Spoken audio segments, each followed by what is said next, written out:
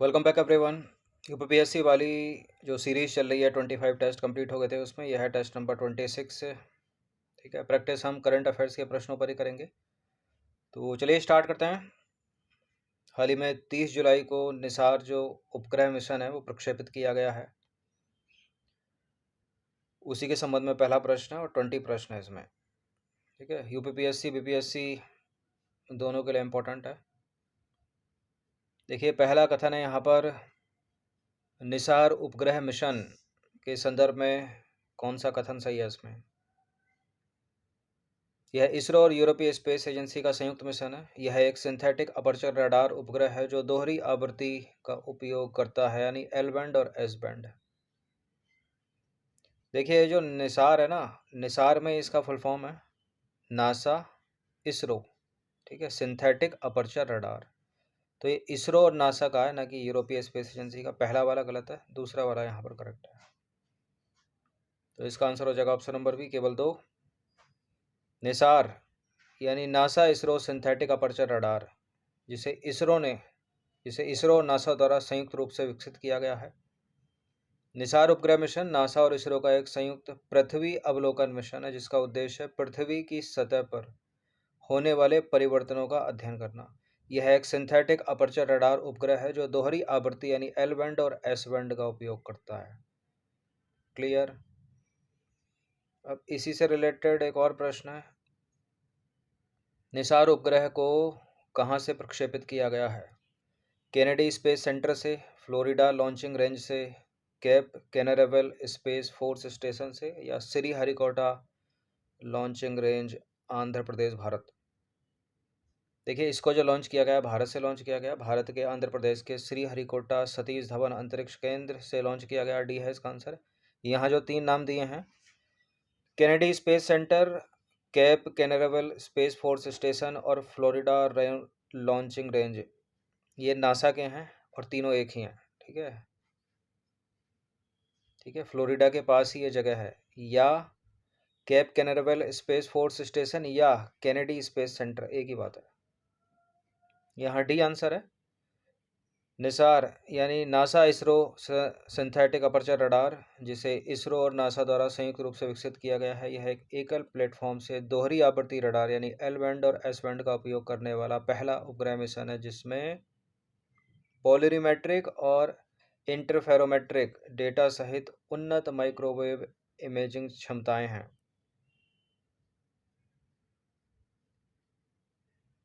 ठीक है, और हाल ही में इसे 30 जुलाई 2025 को इसरो के, इम्पोर्टेंट है ये याद रखना, GSLV F-16 MK2 द्वारा सतीश धवन अंतरिक्ष केंद्र, जिसे श्रीहरिकोटा उच्च ऊंचाई रेंज के नाम से भी जाना जाता है, से प्रक्षेपित किया गया है। यह केंद्र श्रीहरिकोटा आंध्र प्रदेश में स्थित है। ठीक है,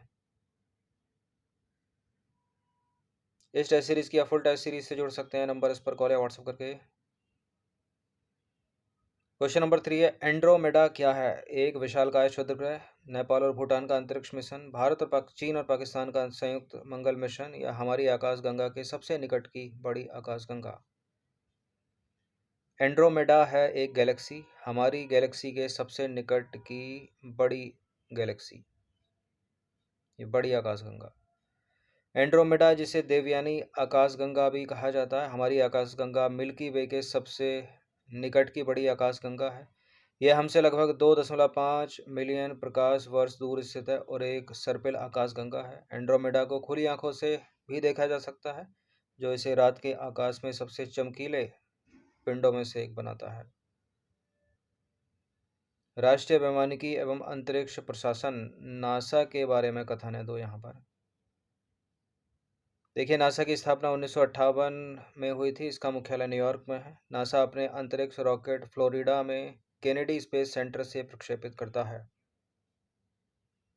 केनेडी स्पेस सेंटर या कैनावेरल फोर्स स्टेशन, एक ही बात है, करेक्ट है दूसरा वाला स्टेटमेंट।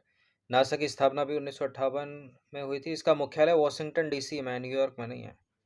तो गलत हो जाएगा पूरा पहला वाला, दूसरा ही सही है केवल। ठीक है, हिंदी में नाम है राष्ट्रीय वैमानिकी एवं अंतरिक्ष प्रशासन नासा। यह अंतरिक्ष अन्वेषण और अनुसंधान में संलग्न विश्व की प्रमुख अंतरिक्ष एजेंसी है। स्थापना इसकी 1928 में। मुख्यालय है इसका वॉशिंगटन डीसी यूएसए में।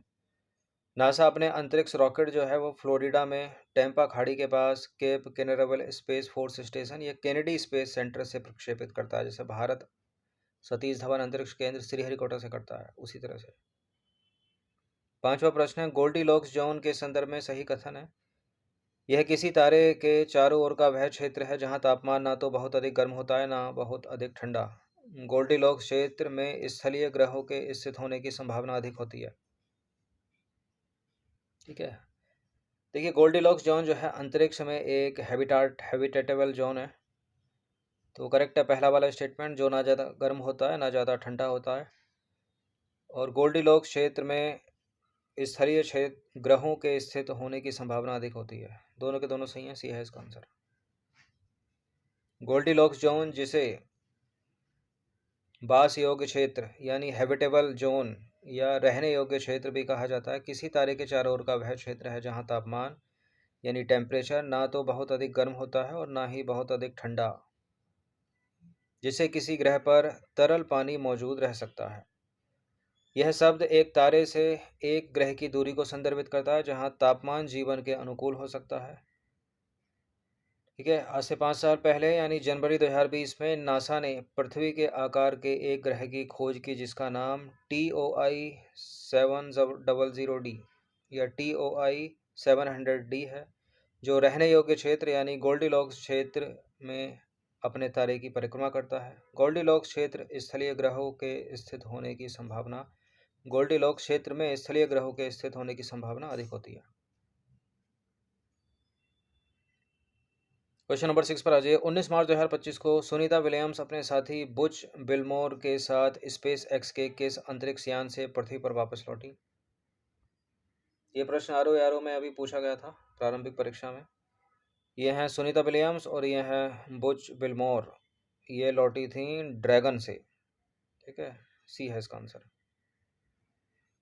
सुनीता विलियम्स स्पेस एक्स के ड्रैगन अंतरिक्ष यान से पृथ्वी पर वापस लौटी। यह यान उन्हें और उनके साथी बुच बिलमोर को 9 महीने बाद 19 मार्च को फ्लोरिडा के तट के पास समुद्र में सुरक्षित वापस लाया।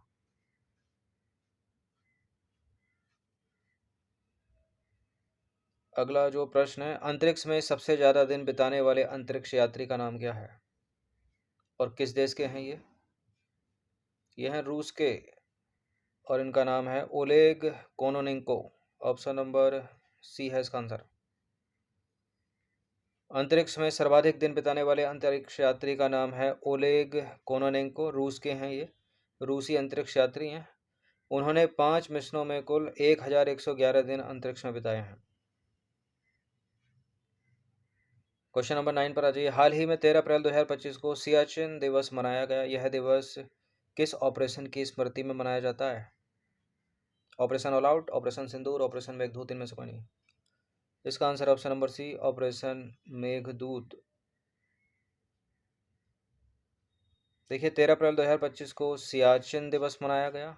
यह दिवस ऑपरेशन मेघदूत की स्मृति में मनाया जाता है। 13 अप्रैल 1984 को ऑपरेशन मेघदूत शुरू किया गया था। सियाचिन की बात करें तो काराकोरम रेंज में लगभग 20,000 फीट की ऊंचाई पर स्थित है और यह इस रेंज का दीर्घतम ग्लेशियर है और समग्र विश्व में सर्वाधिक ऊंचा सैन्यकृत क्षेत्र है। एक प्रश्न पूछा जाता है, निम्नलिखित में से कौन सा सबसे ऊंचा सैन्य स्थल है? ठीक है, कौन सा ग्लेशियर सबसे ऊंचा युद्ध क्षेत्र है, सैन्य स्थल है? तो सियाचिन ग्लेशियर उसका नाम है। 10वां प्रश्न है, 21-22 अप्रैल 2025 को बुद्ध धम्म और पूर्वोत्तर भारत की संस्कृति पर अंतर्राष्ट्रीय सम्मेलन 2025 कहाँ आयोजित किया गया? ये आयोजित किया गया है अरुणाचल प्रदेश के नामसाई में। ए है इसका आंसर। देखिए 21 से 22 अप्रैल 2025 को बुद्ध धम्म और पूर्वोत्तर भारत की संस्कृति पर अंतर्राष्ट्रीय सम्मेलन 2025 अरुणाचल प्रदेश के नामसाई में आयोजित किया गया। पूर्वोत्तर भारत में अरुणाचल प्रदेश, असम, मणिपुर, मेघालय, मिजोरम, नागालैंड, सिक्किम और त्रिपुरा शामिल है। ठीक है, सिक्किम को भी शामिल कर लेते हैं इसमें। लेकिन एक प्रश्न पूछा जाता है कि 7 सिस्टर में 7 बहनों के समूह में कौन कौन शामिल है या कौन सा राज्य है वो शामिल नहीं है? तो 7 बहनों में सिक्किम को शामिल नहीं किया जाता। हेनले पासपोर्ट इंडेक्स 2025 के बारे में सही कथन है। सिंगापुर शीर्ष स्थान पर, भारत का 77वां स्थान। हेनले पासपोर्ट इंडेक्स को तिमाही आधार पर अद्यतन किया जाता है। 77वां है, 85वां है? देखिए, चूंकि तिमाही आधार पर इसको अद्यतन किया जाता है, तो अभी हाल ही में जो जुलाई में जो रिपोर्ट आई है उसमें भारत का स्थान बिल्कुल 77वां है। इससे पहले वाले में 85वां था। सिंगापुर शीर्ष स्थान पर है और तिमाही आधार पर इसको अद्यतन किया जाता है। पहला, दूसरा, तीसरा तीनों सही है, डी है इसका आंसर। ठीक है, जुलाई 2025 में जारी हेनले पासपोर्ट इंडेक्स या रिपोर्ट कह लीजिए इसको, 2025 के अनुसार भारतीय पासपोर्ट जो है 85वें स्थान से 77वें स्थान पर पहुंच गया है, यानी 77वां स्थान है, जिससे अब 59 देशों में वीज़ा मुक्त यात्रा प्रदान की जा रही है। ठीक है, यानी फ्री वीज़ा के भारतीय लोग जो है फ्री वीज़ा के 59 देशों में यात्रा कर सकते हैं बिना किसी वीज़ा के। पासपोर्ट लेकिन होना चाहिए, जैसे भारत के अंदर के लिए आधार कार्ड होना चाहिए, वैसे विदेश में पासपोर्ट होना चाहिए, लेकिन वीज़ा की आवश्यकता नहीं है इन 59 देशों के लिए। सिंगापुर जो है 193 गंतव्यों तक पहुँच के साथ शीर्ष स्थान पर है। ठीक है, 193 देशों में फ्री वीज़ा है सिंगापुर के वासियों को, फ्री वीज़ा यात्रा, बिना किसी वीज़ा के यात्रा, मतलब पासपोर्ट होना चाहिए उस देश का। और इसे तिमाही आधार पर अद्यतन किया गया है हेनले पासपोर्ट इंडेक्स को, तो तीनों के तीनों कथन सही हो जाते हैं, डी है इसका आंसर। अब अगला प्रश्न है, 23वें भारतीय विधि आयोग से संबंधित निम्नलिखित कथनों पर विचार करेंगे। सितंबर 2023 में 23वें भारतीय विधि आयोग के गठन को मंजूरी दी गई थी और 15 अप्रैल 2025 को सुप्रीम कोर्ट के पूर्व न्यायाधीश न्यायमूर्ति दिनेश माहेश्वरी को इसका नया अध्यक्ष नियुक्त किया गया। देखिए, 23वां विधि आयोग जो है वो सितंबर 2024 में 23वें विधि आयोग के गठन को मंजूरी दी गई थी, तो यहाँ पर 24 होना चाहिए, गलत है पहला स्टेटमेंट। बाकी हाल ही में जो है दिनेश माहेश्वरी को इसका नया अध्यक्ष नियुक्त किया गया है भारतीय विधि आयोग का, तो केवल 2 यहाँ पर सही होगा, यानी बी होगा इसका आंसर। 15 अप्रैल 2025 को सुप्रीम कोर्ट के पूर्व न्यायाधीश न्यायमूर्ति दिनेश माहेश्वरी को इसका नया अध्यक्ष नियुक्त किया गया और सितंबर 2024 में 23वें भारतीय विधि आयोग के गठन को मंजूरी दी गई थी। इसका कार्यकाल जो है 3 वर्ष के लिए, यानी 31 अगस्त 2027 तक रहेगा। अब भारतीय विधि आयोग के बारे में यदि हम जानें, तो यह केंद्र सरकार द्वारा समय समय पर गठित एक गैर सांवैधिक निकाय है, यानी नॉन स्टैट्यूटरी बॉडी है ये। इसका मूल रूप से गठन हुआ था 1955 में और इसका प्रत्येक 3 वर्ष के लिए पुनर्गठन किया जाता है।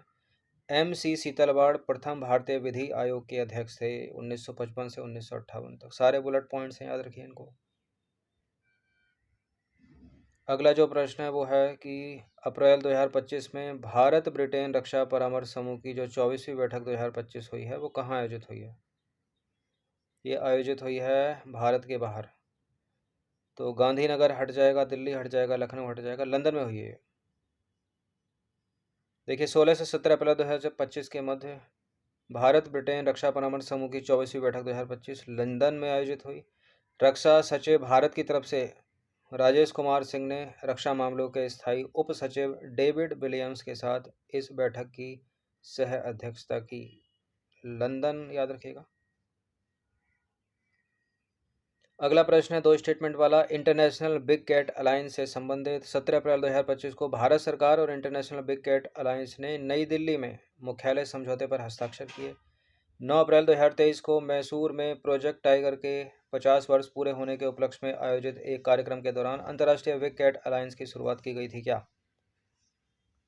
2-3 बुलेट पॉइंट है, मुख्यालय नई दिल्ली में, ठीक है, और अप्रैल 2023 में प्रोजेक्ट टाइगर के 50 वर्ष पूरे होने के उपलक्ष्य में, ठीक है, आयोजित एक कार्यक्रम के दौरान अंतर्राष्ट्रीय बिग कैट अलायंस की शुरुआत की गई थी। याद रखना हमेशा इसको, यहाँ 24 भी दे सकता है, तो दोनों के दोनों यहाँ पर करेक्ट हैं, सी है इसका आंसर। ठीक है, दोनों के दोनों सत्य हैं। फिर से उन 2 लाइनों को दोबारा लिखने की आवश्यकता है नहीं। इसका उद्देश्य क्या है देख लीजिए। इसका उद्देश्य है दुनिया भर की 7 बड़ी बिल्लियों अर्थात बाघ, शेर, तेंदुआ, हिम तेंदुआ, चीता, जगुआर और प्यूमा का संरक्षण करना है। अच्छा, इसमें शुरू की जो 5 हैं, बाघ है, शेर है, तेंदुआ है, हिम तेंदुआ, चीता, ये तो भारत में पाई जाती हैं, लेकिन जगुआर और प्यूमा भारत में नहीं पाए जाते। 15वां प्रश्न है, इनमें से किसका उपयोग अग्निशमन सूट के निर्माण में किया जाता है? केवलर, लेक्सन जो कि एक पॉलीकार्बोनेट है, पॉलीएमाइड, या फिर एल्यूमिनाइज्ड कोटेड ग्लास फैब्रिक?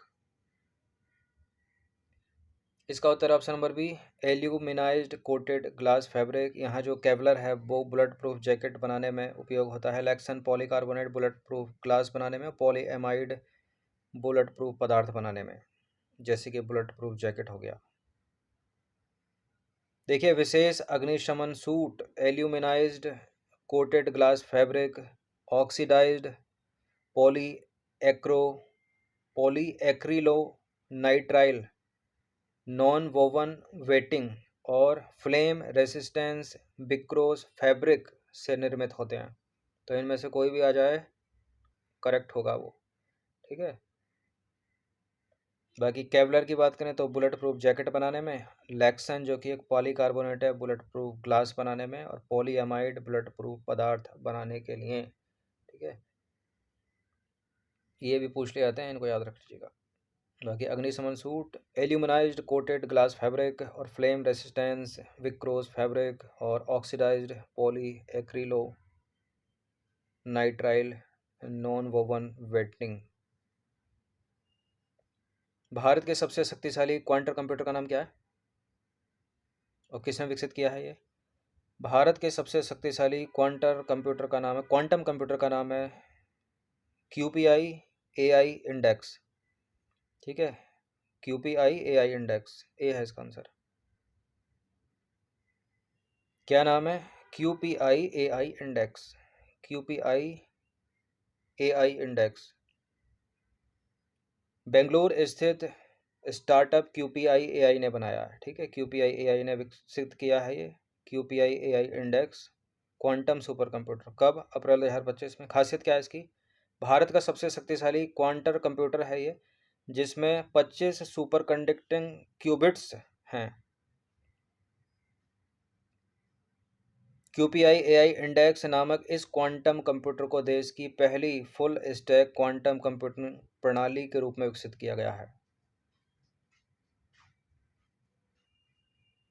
पृथ्वी दिवस के बारे में निम्नलिखित कथनों पर विचार करेंगे। दो कथन है यहाँ पर, कौन सा इसमें सही होगा? देखिए, 22 अप्रैल 2025 को संपूर्ण विश्व में विश्व पृथ्वी दिवस मनाया गया और 2025 में इस दिवस का मुख्य विषय था जलवायु कार्यवाही। देखिए, पहला वाला ठीक है, 22 अप्रैल 2025 को मनाया गया है। जलवायु कार्यवाही पुराना हो गया है, ए है इसका आंसर केवल, दूसरा वाला गलत है। तो 22 अप्रैल 2025 को संपूर्ण विश्व में मनाया गया विश्व पृथ्वी दिवस, इंग्लिश में हो गया ये वर्ल्ड अर्थ डे। वर्ष 2025 में इस दिवस का मुख्य विषय थीम देखें तो हमारी शक्ति हमारा ग्रह, ठीक है। हमारी शक्ति हमारा ग्रह, आवर पावर आवर प्लेनेट, ये पावर है। उद्देश्य क्या है इसका? पर्यावरण संबंधी मुद्दों के बारे में जागरूकता बढ़ाना और धरती की रक्षा के लिए, यानी पृथ्वी की रक्षा के लिए कार्यवाही को प्रेरित करना। देखिए, यह लोगों को जलवायु परिवर्तन, प्रदूषण, स्थिरता के बारे में जागरूक करता है और स्वच्छता तथा पौधारोपण जैसे सामुदायिक प्रयासों को संगठित करता है। पृथ्वी के संरक्षण हेतु विश्व भर में जागरूकता फैलाने हेतु यह दिवस कब से मनाया जा रहा है? 1970 से मनाया जा रहा है हर साल।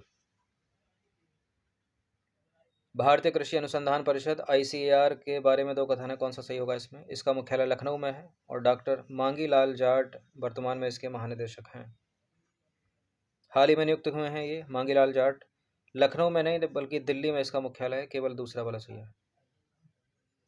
21 अप्रैल 2025 को डॉक्टर मांगी लाल जाट ने भारतीय कृषि अनुसंधान परिषद के नए महानिदेशक के रूप में पदभार ग्रहण किया है, तो करंट से रिलेट कर रहा है। कार्यकाल इनका 3 वर्ष का और यह पूरे देश में बागवानी, मत्स्य पालन और पशु विज्ञान सहित कृषि में अनुसंधान एवं शिक्षा का समन्वय, मार्गदर्शन और प्रबंधन के लिए शीर्ष निकाय है, ठीक है। और देश भर में पहले 113 ICAR संस्थानों व 74 कृषि विश्वविद्यालयों के साथ यह दुनिया की सबसे बड़ी राष्ट्रीय कृषि प्रणालियों में से एक है। यह कौन? ICAR। मुख्यालय इसका लखनऊ में नहीं है बल्कि नई दिल्ली में है। पृथ्वी बचाओ सम्मेलन 2025 के संदर्भ में दो कथन है। इसका उद्घाटन प्रधानमंत्री नरेंद्र मोदी ने किया। पृथ्वी बचाओ सम्मेलन 2025 नई दिल्ली में आयोजित किया गया। नई दिल्ली में आयोजित किया गया, ठीक है, लेकिन प्रधानमंत्री नरेंद्र मोदी ने नहीं बल्कि केंद्रीय गृह मंत्री अमित शाह ने जो है इसका उद्घाटन किया। पृथ्वी बचाओ सम्मेलन 2025 22 अप्रैल 2025 को पृथ्वी बचाओ सम्मेलन नई दिल्ली के राष्ट्रीय कृषि विज्ञान परिसर में आयोजित किया गया। केंद्रीय गृह मंत्री अमित शाह ने इसका उद्घाटन किया था। निम्नलिखित कथनों पर विचार करेंगे। दो कथन है यहाँ पर। पोप फ्रांसिस से रिलेटेड निधन हो गया इनका हाल ही में 88 वर्ष की अवस्था में। 21 अप्रैल 2025 को रोमन कैथोलिक चर्च के धर्मगुरु पोप फ्रांसिस का वेटिकन सिटी में निधन हो गया। वे पहले लैटिन अमेरिकी पोप थे। बिल्कुल करेक्ट है, दोनों के दोनों सी है इसका आंसर। देखिए 21 अप्रैल 2025 को रोमन कैथोलिक चर्च के धर्मगुरु पोप फ्रांसिस का वेटिकन सिटी में निधन हो गया 88 वर्ष की अवस्था में। पहले लैटिन अमेरिकी पोप थे। वे 8वीं शताब्दी के बाद से यूरोप के बाहर से पहले पोप थे। वे सर्वाधिक उम्र में पोप बनने वाले व्यक्ति भी थे। उनका असली नाम क्या है? Jorge Mario Bergoglio. ठीक है, जॉर्ज मारियो बर्गोग्लियो, ये है इनका पूरा नाम या असली नाम। और इनका जन्म हुआ था 17 दिसंबर 1936 को अर्जेंटीना के ब्यूनस आयर्स में। तो ये बुलेट पॉइंट्स हैं। ठीक है, पोप फ्रांसिस 88 वर्ष की अवस्था में निधन वेटिकन सिटी में। पहले लैटिन अमेरिकी पोप थे। असली नाम है इनका जॉर्ज मारियो बर्गोग्लियो। ठीक है, ब्यूनस आयर्स अर्जेंटीना में जन्मे थे। तो करंट अफेयर्स के इंपॉर्टेंट ये 20 प्रश्न, इनकी प्रैक्टिस कर लीजिएगा 1 से 2 बार। फुल टेस्ट सीरीज से जुड़ सकते हैं आप, ये नंबर इस पर कॉल या व्हाट्सअप करके। ये प्रश्न आपको हेल्पफुल होंगे आने वाली जो पीसीएस की परीक्षा है उसमें भी, और UP triple S C PET में भी। इन्हीं में से फैक्ट निकल जाएंगे। और 71वीं जो बीपीएससी की परीक्षा है सितंबर में होगी उसमें भी, और जो 3 महीने बाद आरओ की मुख्य परीक्षा होगी उसमें भी तो ऑब्जेक्टिव टाइप 120 प्रश्न आते हैं ना, उसमें भी करंट अफेयर्स आती है।